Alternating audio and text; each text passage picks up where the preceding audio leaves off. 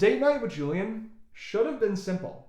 A movie, some laughter, a normal Valentine's week. But when your phone won't stop buzzing and the wrong person might see it, simple doesn't stay simple for long. Welcome back to the 15th reading in the Wherefore Art Thou Journal series. If you're new here, every Thursday we explore selected passages from Romeo and Julian's private journals, the entries that were never meant for anyone else to read. Before we dive in, if you are not already subscribed, go ahead and hit that subscribe button so you can follow the journey every week. And don't miss our Monday shorts, where I share sneak previews of what's coming and extra behind-the-scenes insights. Tonight's entry comes from Romeo's journal, written just after getting home from date night with Julian. It's a few days after Valentine's Day. Nothing flashy, nothing dramatic, just a movie and some laughter. And that quiet space two people share when something real is beginning to grow. But this entry really isn't about the movie. It's about something else that happens. It's about a subtle shift. Buzzing phones, careful timing, and how even the most ordinary week can carry tension underneath it. We're not reading the entire entry tonight, just a portion of it. So let's step into Romeo's journal. Friday, February 17th, 2023, 10:52 p.m. Entry by Romeo. Just got home from date night with Julian. Well, I've been home for about 20 minutes actually. I had enough time to say goodnight to Mom, brush my teeth, and climb into bed with my journal in hand. We watched the new Ant-Man movie, and I really enjoyed it. People have been complaining about the effects being bad or something. Sure, you could notice it here and there, but overall, I didn't think it was too bad. The movie flowed pretty well. I did miss the guy from the first two movies who would do the rapid recap at the end. That was definitely the missing piece to make the film really great for me. Not sure why I find him so amusing, but I do. Julian seemed to like it too. There were a few parts that got him laughing, and once he starts, it's hard for me not to join in. I guess you could call this our Valentine's Day date. A few days late. Honestly, I don't think the hype of paying inflated prices for one day just to tell someone you love them is worth it. That should be every day. Not that we're there yet.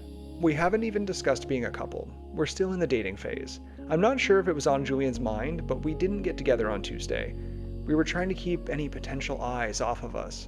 Extra attention isn't something either of us wants right now as we get to know each other. This week was busy with school, so we only managed to have lunch together on Monday. Most of our interactions were through texting, though we still sent photos back and forth. Now we've even upgraded to sending audio messages. Look at us moving into new territory.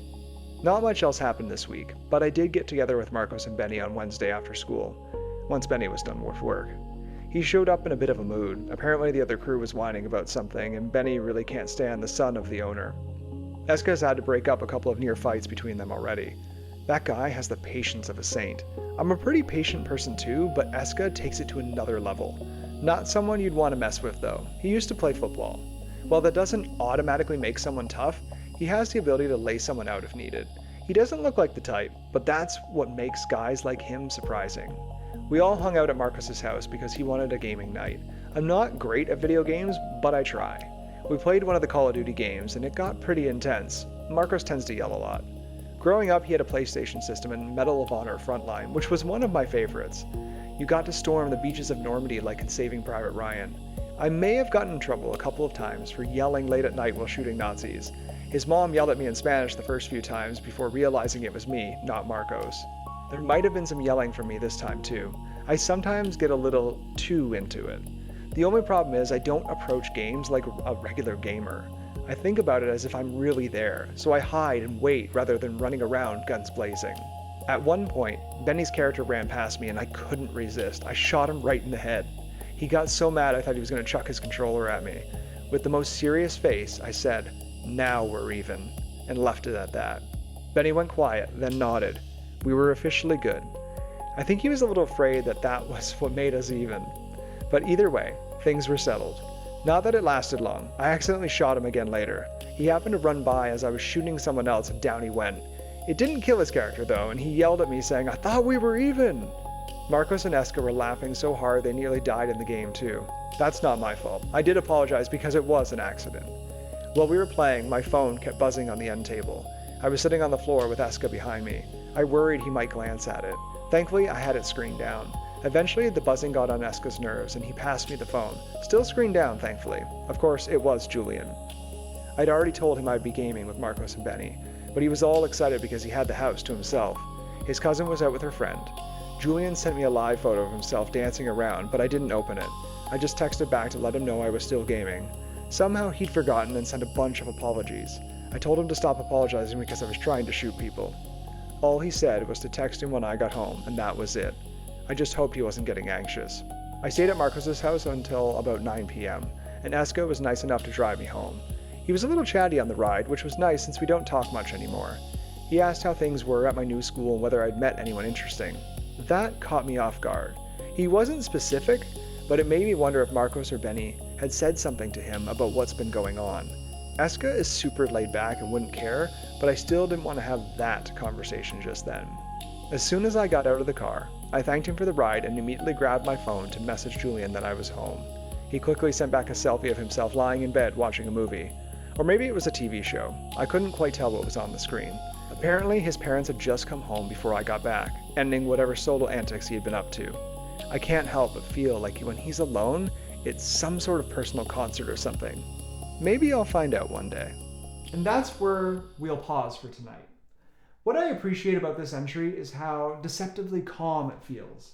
On the surface, it's simple. A date, a gaming night, friends joking around. It almost feels like a breather. But underneath that normalcy, something is tightening. Romeo is learning how to balance two worlds. The one where he can laugh freely with Julian, and the one where he still has to turn his phone face down. There's growth here. The relationship is moving forward. Texting becomes audio messages. There's comfort. And there's rhythm. But there's also caution. And then there's that small moment in the car. A simple question that lands heavier than it should. Not because anything is wrong, but because Romeo isn't ready. That's what makes this stage of their story so compelling. Nothing explosive is happening, and yet everything is starting to shift. As their connection deepens, the space between private and public gets thinner, and eventually that line won't hold. We'll see how long it lasts. If you're enjoying these quieter relationship building readings, take a second to like the video.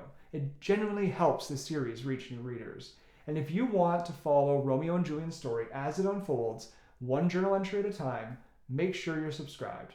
And let me know in the comments. Do you think secrecy makes a relationship stronger or more fragile? And if you want the full story, including everything I don't read here, you can order Wherefore Art Thou Journals Volume 1 through the links in the description or at romeoandjulian.com. Until next Thursday, keep your heart open, your journal close, and your story unfolding.